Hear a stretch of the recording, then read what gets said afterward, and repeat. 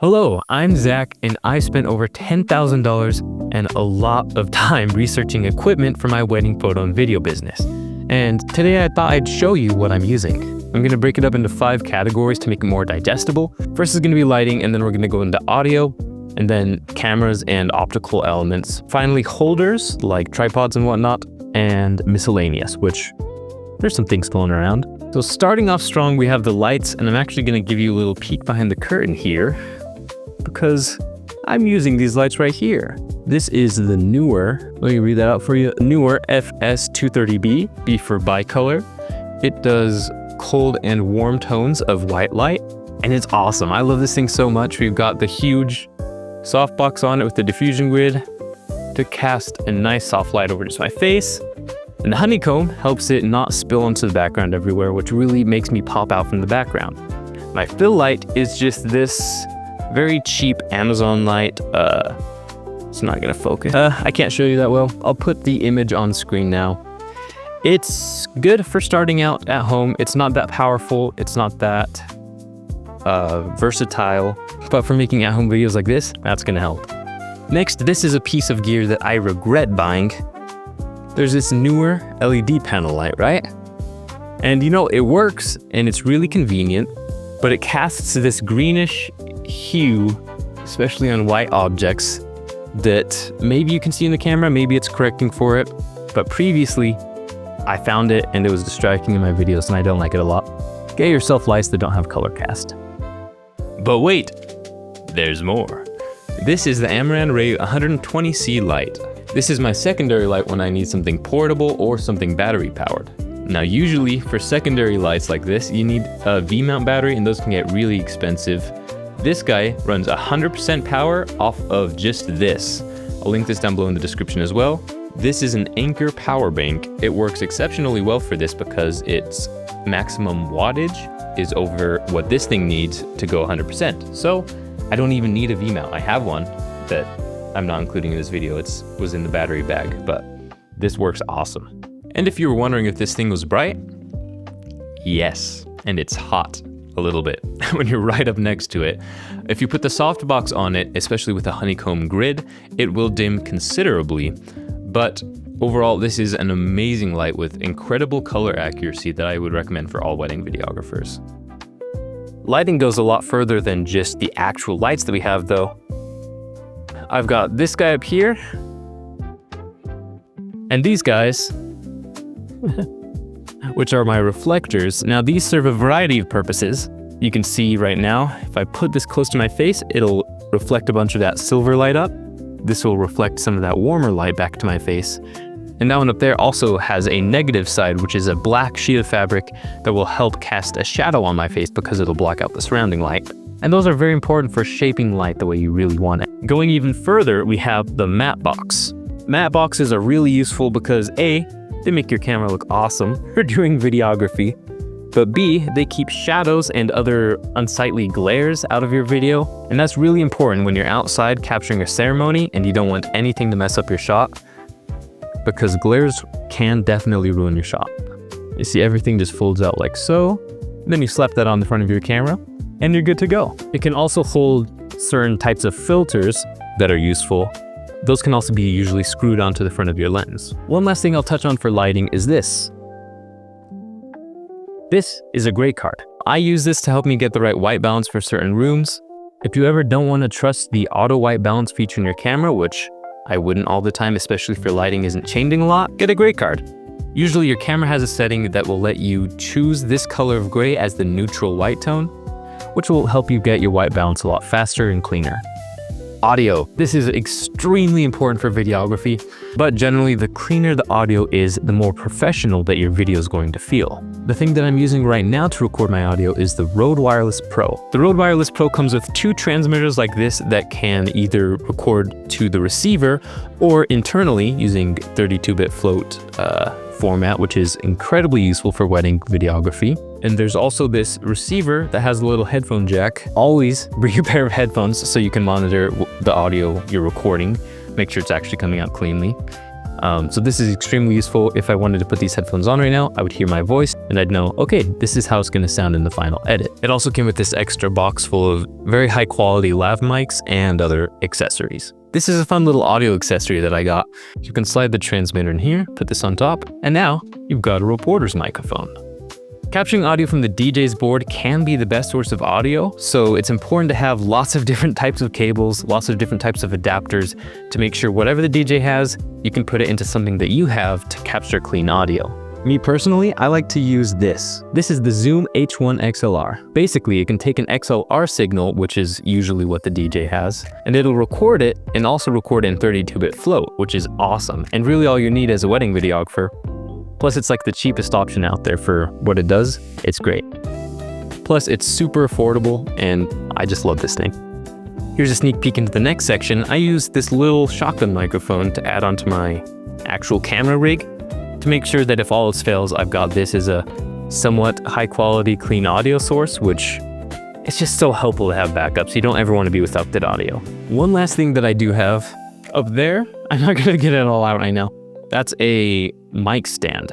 So if the DJ has a mic and they're doing speeches, for example, and someone has the tendency to, walk around a lot, this is a preemptive measure. If you set it up to the mic in that, it could help them stay in an area that's better well lit, so you can capture their video and audio a little bit cleaner.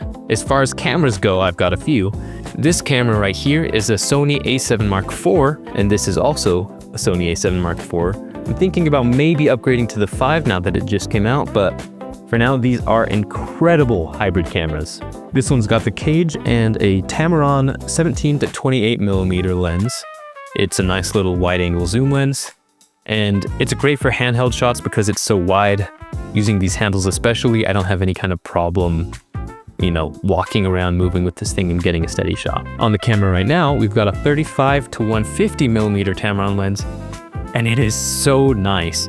35 to 150 millimeters means that this has an extremely wide variety of angles that I can get from this lens. The aperture is really low, it goes 2 to 2.8.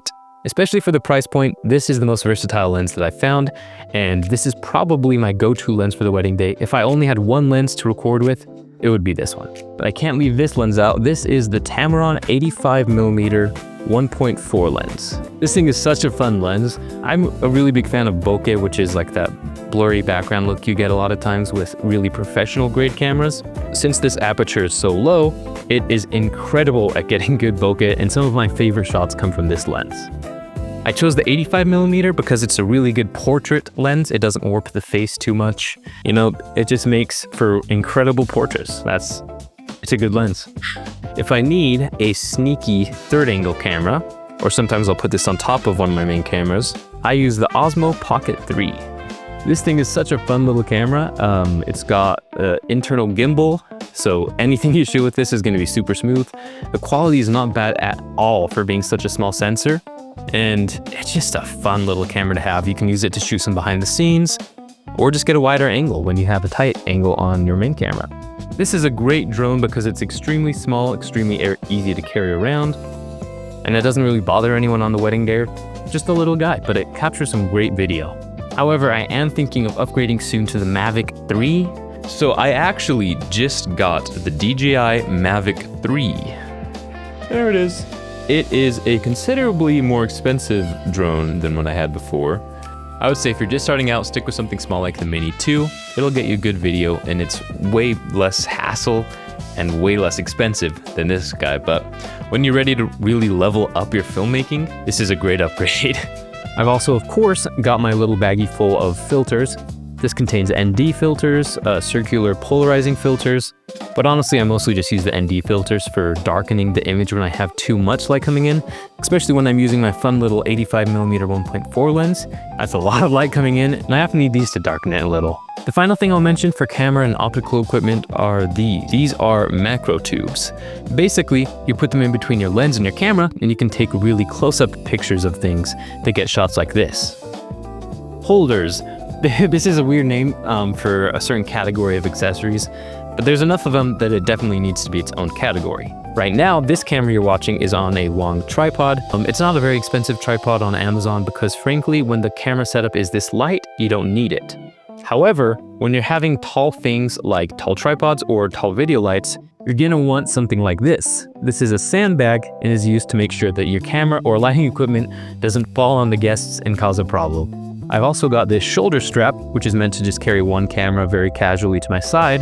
And I've got this second strap here, which is more of a full chest rig. This is really nice because it doesn't put the same strain on one shoulder that the other one does, but it does kind of make me look like a policeman, which is a little bit of a uncomfortable vibe sometimes. So, you know, I use it where it's appropriate. One thing that you will notice though on my tripods and other equipment is I've got these little quick release plates. Extremely helpful for when I'm trying to get the camera on the tripod, off the tripod, onto these things, onto my gimbal. Quick release plates are just so nice. Speaking of gimbals, this is my gimbal up here.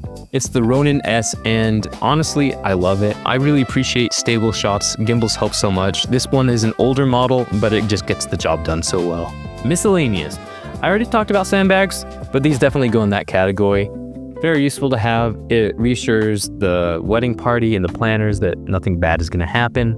And so those are must-have. So if you're ever using lights on stands or tall tripods, you don't want that falling for the sake of your equipment and the people around you, so use a sandbag. I've also got my suitcase, which is just to hold everything that I need. Depending on the wedding day, I'll bring a smaller or larger suitcase, but it's nice to have something with wheels. Some people are worried about the A7 IV because of overheating issues. Now, while I've never had this be a problem on the wedding day, I recently acquired these anyways, and they're basically little fans for my camera. They're super useful, they work super well, and they've got a little built-in battery. And they're super quiet too, like they're not completely silent, so you're not gonna want to use your camera's onboard microphone. But if you've got a shotgun mic attached to the top, or if you're using a microphone from a lavalier on the person, you're not gonna have a problem at all. Some other things to consider is that you're probably going to want to bring your own extension cord, because setting up a baby light like this guy is not too easy if you don't have the right position for it. So just bring an extension cord, be able to put your light wherever you want, maybe get yourself some gaffer's tape to tape that cord to the ground, and now you don't have to worry about tripping over it either. And honestly, that's about it. I spend a little bit of money on software like DaVinci Resolve Studio. You can use the free version just fine, but I like to have a few of those more advanced features, so I've paid for the full thing. I also pay for music subscriptions and even sound effect packs to really give my viewers an immersive audio experience, which I feel is something that'll make your films pop out just a little bit more from everyone else's. Oh, last thing, I got the battery bag. It's just full of so many camera batteries because I never want it to be dead on the day of. Also, speaking of things that go inside of the camera, I've got a bunch of SD cards. I usually buy the 1 terabyte version, and it's just nice to have to not have to worry about running out of storage. And that'll wrap up the video. If you guys have any questions or want videos specifically about any of these 4 topics, or even specific equipment pieces, I'd be happy to make those. Just comment them down below, and I'll see you guys later.